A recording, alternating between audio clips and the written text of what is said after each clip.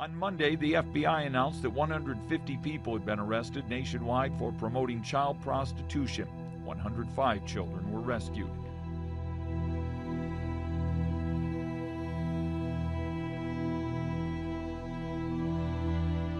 If a young lady called me and said, "Listen, Detective Wolf, I've been engaging in commercial sex," the first thing I'm gonna say to her is, "Let me help you."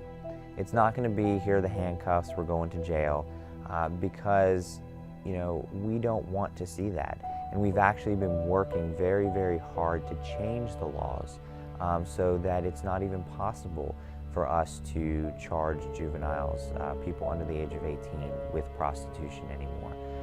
Because we understand that there are people out there, guys that will take advantage of these girls for their own personal gain, and that's not their fault. Before we even get to the criminal case and are able to lock anybody up, we want to make sure that the girls or the boys that are involved in this particular scenario are safe, are healthy, are getting the help that they need to get their life back on track.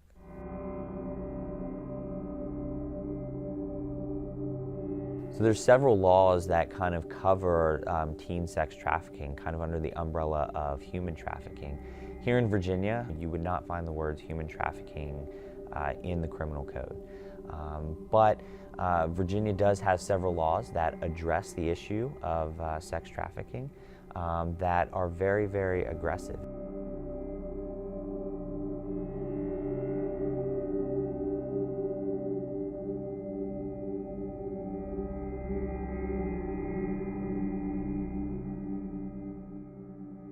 And we also have federal laws.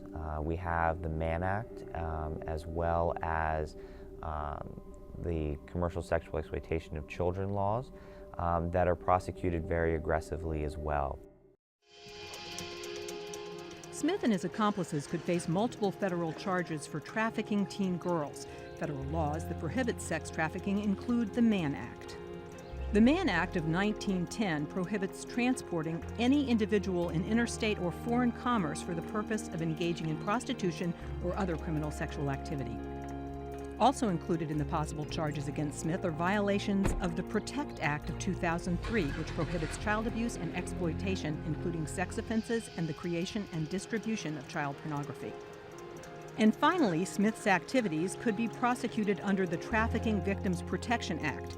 The law prohibits recruiting, harboring, moving, or obtaining a person by force, fraud, or coercion for the purpose of involuntary servitude, debt bondage, slavery, or sexual exploitation.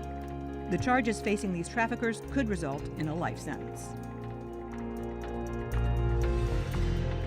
So these cases are prosecuted on both the federal and state level, depending on who has a better case, depending on the law. But we're talking about some serious penalties. On the federal side, a 10-year mandatory minimum. So it's 10 to life for traffickers. Even though they may not be actually having sex with the girls themselves, they are still essentially causing the girls to be raped.